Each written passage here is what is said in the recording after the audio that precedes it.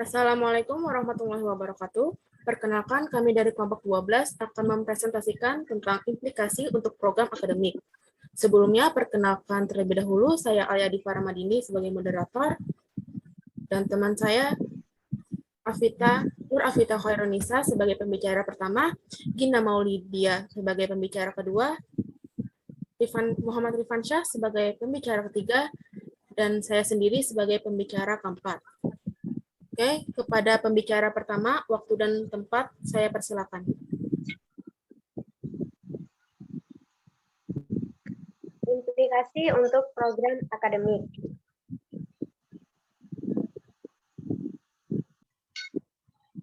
Implikasi untuk program akademik. Yang pertama, evolusi nama. Sebagai bukti dari evolusi terus-menerus ini, seseorang tidak dapat mengabaikan fakta bahwa kami belum dapat mencapai konsensus tentang nama yang kami gunakan untuk mengidentifikasi area kerja kami.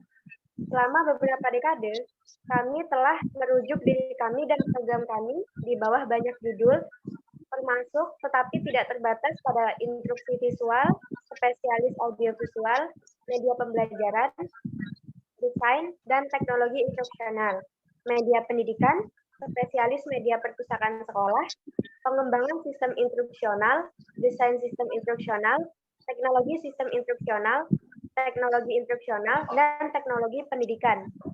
Judul-judul program ini merupakan salah satu indikasi dampak evolusi nama.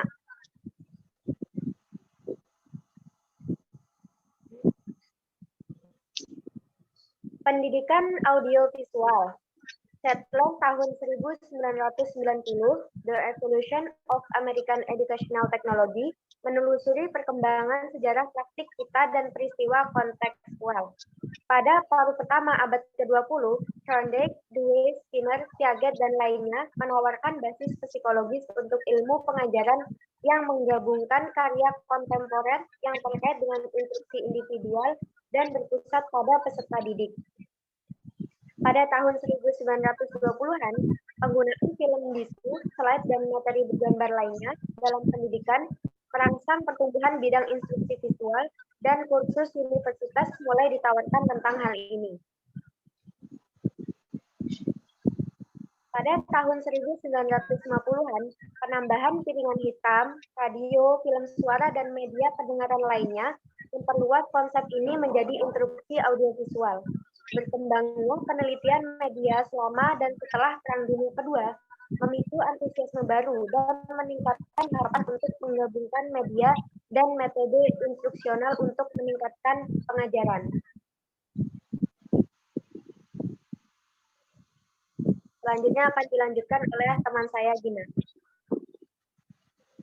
Selanjutnya ada era sistem.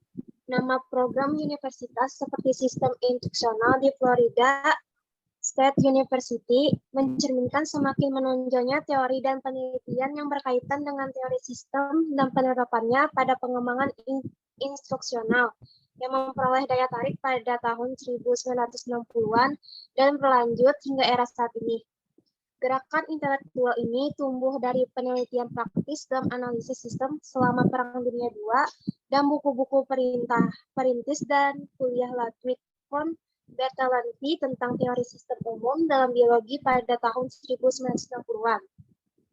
Dampak transformatif dari fisikoteknologi instruksi terprogram pada 1960-an ditambah munculnya teknologi digital memperluas cakrawala lapangan sekali lagi yang mengarah ke adopsi luas dari istilah teknologi. Next.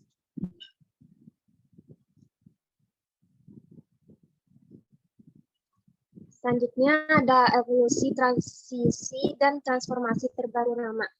Sejak tahun 1980-an, transisi dan transformasi bidang kami sangat fenomenal. Kami telah mengalihkan perhatian kami ke sifat kontekstual dari pengajaran dan pembelajaran dengan penelitian tentang motivasi, pemilihan media, umpan balik, penilaian gaya belajar, pembuatan prototipe aplikasi cepat, dan tuan rumah kompleksitas lain yang mempengaruhi pengajaran atau pembelajaran dalam pengaturan apapun. Pengaruh komputer sebagai teknologi baru yang panas tidak terhapuskan di bidang kita. Next.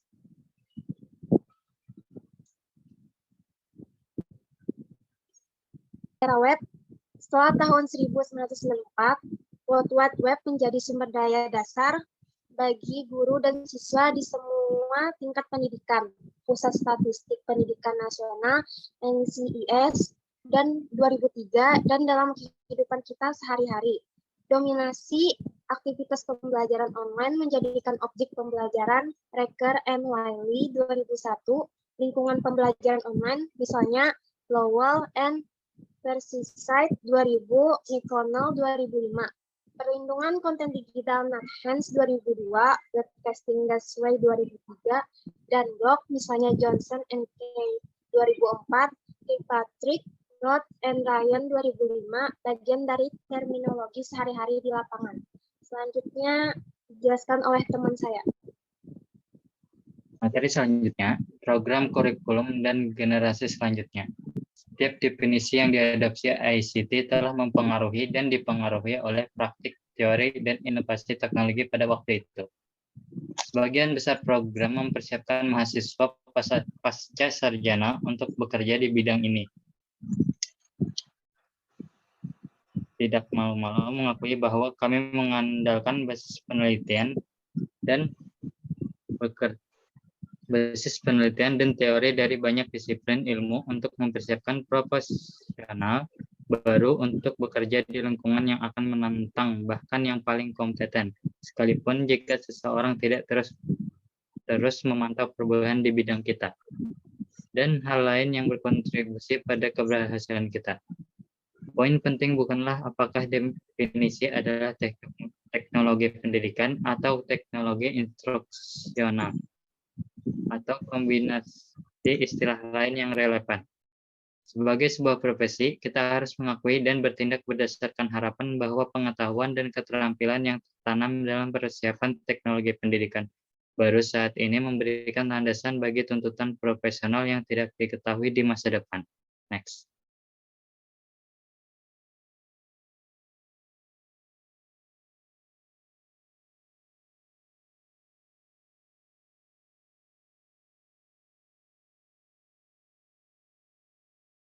Untuk mengalihkan perhatian kita pada masalah akses, penyampaian program, pengembangan produk, dan kesetaraan dalam program pasca sarjana kita.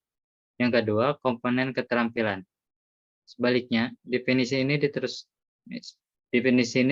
berfokus pada beberapa aspek persiapan tradisional yang terkait dengan desain instruksional dan pengembangan sistem, menciptakan, menggunakan, dan mengelola. Yang ketiga, komponen akuntabilitas. Istilah meningkatkan kinerja adalah pedang bermata dua yang melintasi evaluasi program kami dan penilaian para profesional dalam program tersebut.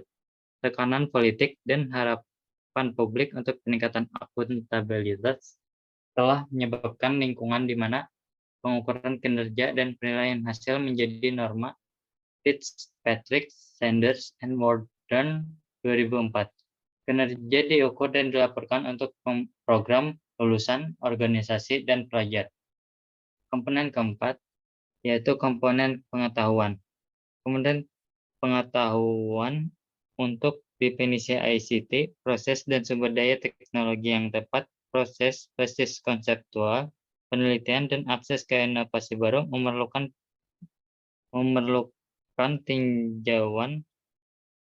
tinjauan sistematis program akademik untuk memastikan bahwa kurikulum dan pengalaman memungkinkan pengembangan pengetahuan tersebut oleh lulusan kami.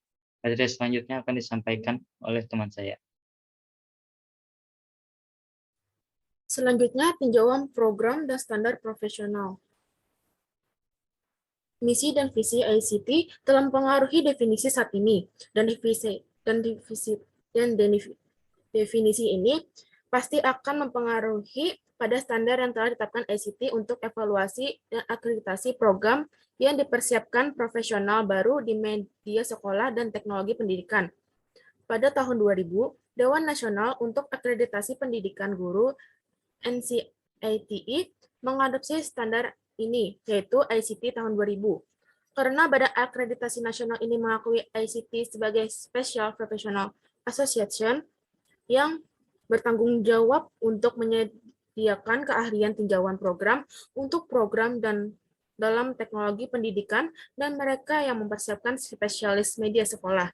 Dengan cara yang sama, seseorang mengharapkan visi dan misi semua program akademik untuk mempengaruhi keputusan tentang kurikulum dan pengalaman belajar, yang akibatnya berdampak pada pengetahuan, keterampilan, tinjauan program mungkin formal, seperti dalam kasus tinjauan NCITE atau ACT, atau proses informal seperti dalam kasus laporan tahunan yang disusun untuk suatu departemen yang mendokumentasikan bagaimana data digunakan untuk mendorong keputusan tentang revisi program.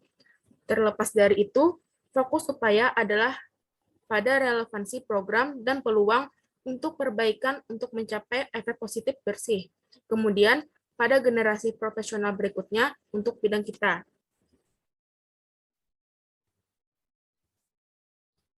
Pada saat ini, standar ICT tahun 2000 secara langsung selaras dengan basis pengetahuan dan keahlian yang diartikulasikan oleh definisi Sells dan Richard 1994, desain pengembangan, pemanfaatan, manajemen, dan evaluasi. Standar masa depan. Standar ICT tahun 2000 sengaja dibuat luas dalam mengidentifikasi indikator kerja yang mencakup berbagai konteks untuk penerapan praktikum, misalnya persiapan guru K-12 prajabatan, fakultas pendidikan tinggi, spesialis nama sekolah, pelatihan perusahaan dan pemerintah, serta pengembang. Mengingat definisi ICT ini, orang akan mengharapkan standar ICT 2009 untuk memasukkan pandangan yang luas dari konteks untuk penerapan bidang kita juga. Sementara, seseorang tidak dapat memprediksi dengan pasti revisi yang akan muncul dalam iterasi berikutnya pada standar ICT.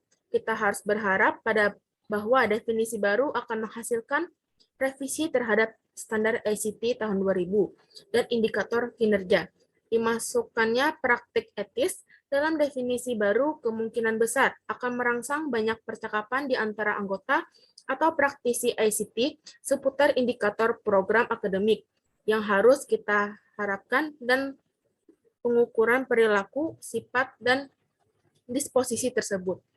Seseorang harus mengharapkan revisi signifikan dalam indikator untuk mengimbangi perkembangan dalam penelitian, teori, dan praktik terbaik seperti yang diakui saat ini.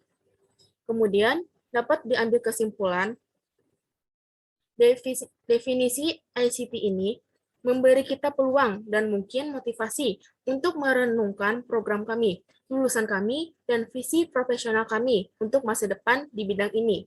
Definisi baru juga harus menantang kita untuk bergulat dengan pertanyaan baru yang muncul yang berdampak langsung pada profesional baru dan profesi secara tidak langsung. Demikian presentasi kami pada hari ini. Selebihnya mohon maaf. Terima kasih. Wassalamualaikum warahmatullahi wabarakatuh.